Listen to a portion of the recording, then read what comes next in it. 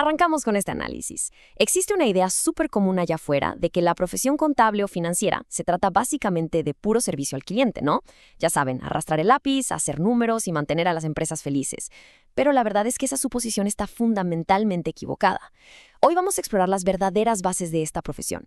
Vamos a revisar un marco que va muchísimo más allá de un simple trabajo de escritorio. Desempacaremos lo que el marco ético profesional exige realmente, decodificando los principios fundamentales y, ojo, no como si fueran reglas aburridas y aisladas, sino como todo un sistema integral. Y es que el cimiento de la confianza profesional no se construye sobre lo que el cliente prefiera, para nada. De hecho, esto destruye por completo ese famoso mito de que el cliente siempre tiene la razón. La marca verdaderamente distintiva de un profesional financiero es aceptar que su responsabilidad máxima es proteger a todo el ecosistema de partes interesadas. Hablamos de inversionistas, gobiernos y la sociedad en general.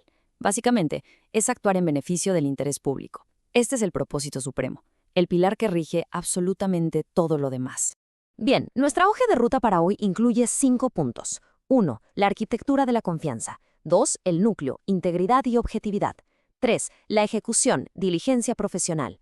4. El perímetro, confidencialidad y comportamiento. Y finalmente, el punto 5, colisiones éticas y su resolución. Pasemos a nuestra primera sección, la arquitectura de la confianza. Generalmente, cuando pensamos en un código de ética, nos imaginamos una lista plana y súper aburrida de cosas que no debemos hacer. Pero en la realidad, los 5 principios fundamentales operan de una forma muchísimo más dinámica, no son simples viñetas en un documento legal. Actúan como un ecosistema expansivo e interconectado de escudos.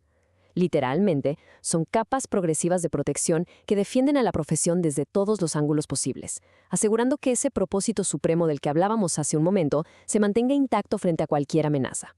Vamos a la sección 2, el núcleo, compuesto por la integridad y la objetividad. Imagínense esto.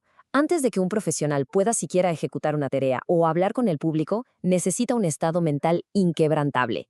Este es nuestro carácter interno. La integridad casi siempre se confunde con el simple hecho de no decir mentiras, pero la verdad es muchísimo más exigente que eso. Se define como una postura activa. Claro que es ser directo y honesto, pero también exige tener la fuerza de carácter y la valentía para desafiar a otros cuando las circunstancias lo ameriten, especialmente cuando hay presión o riesgo de que algo salga mal para uno mismo. Así que no es una honestidad pasiva, es una defensa activa y feroz de la verdad. Aquí tenemos un contraste perfecto. Por un lado, la integridad requiere esa valentía proactiva que mencionamos, pero por el otro, establece límites absolutos, de cero tolerancia. Si un profesional de pronto descubre que está asociado con información falsa, engañosa o que de plano oculta datos críticos, la regla es inquebrantable. La prohibición es estricta y se exige la desvinculación inmediata de esa información. Así de claro, no hay áreas grises cuando se trata de engaño. Cero. Ahora, el mejor amigo de la integridad en este núcleo es la objetividad. Pensemos en la objetividad como un filtro cognitivo vital. Su trabajo principal es mantener intacto el juicio profesional. ¿Y cómo se logra esto? Bueno, bloqueando todos esos sesgos, ya sean conscientes o inconscientes, y previniendo que roles incompatibles creen conflictos de interés. Y hay un detalle súper actual aquí. También significa resistir la influencia indebida. Y no solo hablamos de personas que ejerzan presión, sino incluso de tener una confianza ciega en la tecnología automatizada. Por ejemplo, aceptar los resultados de un software financiero sin echarle un ojo crítico antes. Es verdaderamente el guardián de una mente clara. Avanzamos a la sección 3, la ejecución, o lo que conocemos como diligencia profesional. Saliendo de ese núcleo interno y pasando a la talacha, a la ejecución diaria, resulta que la excelencia técnica no es un destino al que simplemente llegamos y ya, más bien es como un motor continuo. La fase 1 es la adquisición constante de conocimientos y normas vigentes. Si dejamos de aprender, la obsolescencia nos alcanza rapidísimo.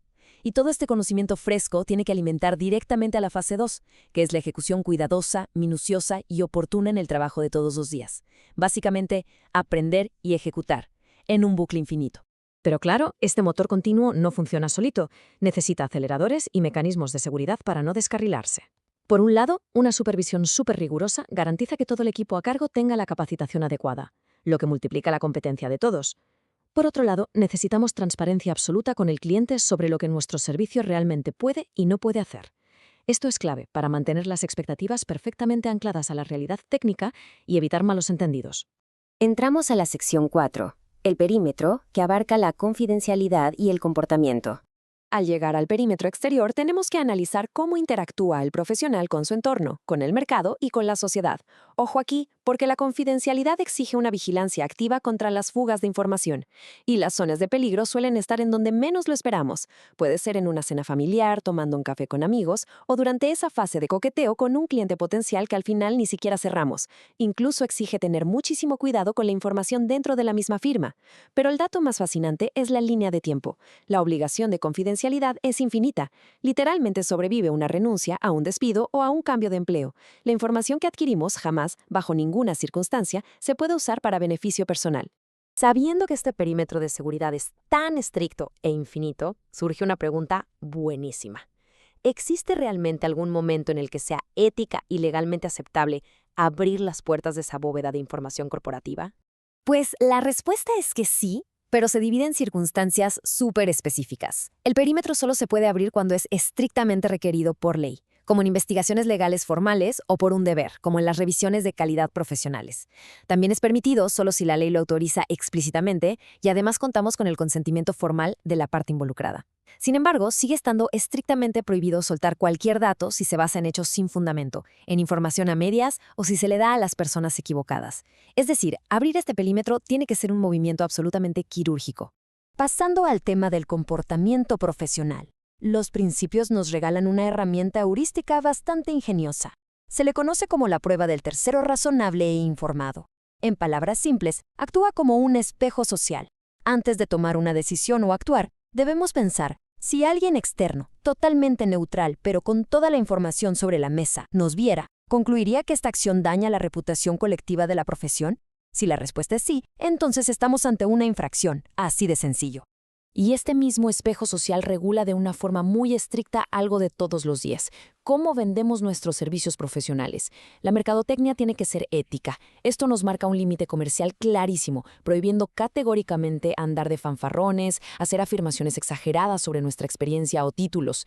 Y del mismo modo, prohíbe las referencias negativas o comparaciones sin fundamento para tirarle tierra al trabajo de otros colegas. La competencia siempre debe mantenerse limpia, objetiva y basada 100% en hechos reales. Llegamos a nuestra última sección, la número 5, colisiones éticas y resolución. Este es el clímax de todo nuestro análisis. Hasta ahora hemos construido una arquitectura perfecta y sólida en todas sus dimensiones. Pero, ¿qué pasa en esos momentos de altísima tensión donde los cimientos de esta estructura chocan violentamente entre sí? A esto le llamamos una colisión ética. Y créanme, sucede mucho más a menudo de lo que parece. Imaginemos que descubrimos un fraude interno gravísimo. La integridad nos grita que debemos denunciarlo y desafiar la mentira, pero nuestro deber de confidencialidad nos exige proteger la información de la empresa. ¡Pum! Choque frontal. En un momento así, quedarse de brazos cruzados no es una opción. Se requiere un pensamiento crítico súper profundo para navegar este conflicto. Y justo para evitar que nos paralicemos durante una colisión, existe una escalera progresiva muy clara para resolver conflictos. Todo empieza en el nivel 1, un buen diálogo interno con nuestros superiores. Si eso no arregla las cosas, subimos al nivel 2, ir con los encargados del gobierno corporativo. Si el choque sigue ahí, pasamos al nivel 3, buscar apoyo externo, ya sea de organismos profesionales o asesores legales independientes. Y si el conflicto de plano no tiene solución, llegamos al nivel 4. Este es nuestro último recurso, el botón de emergencia, la desvinculación inmediata del cliente o del empleador.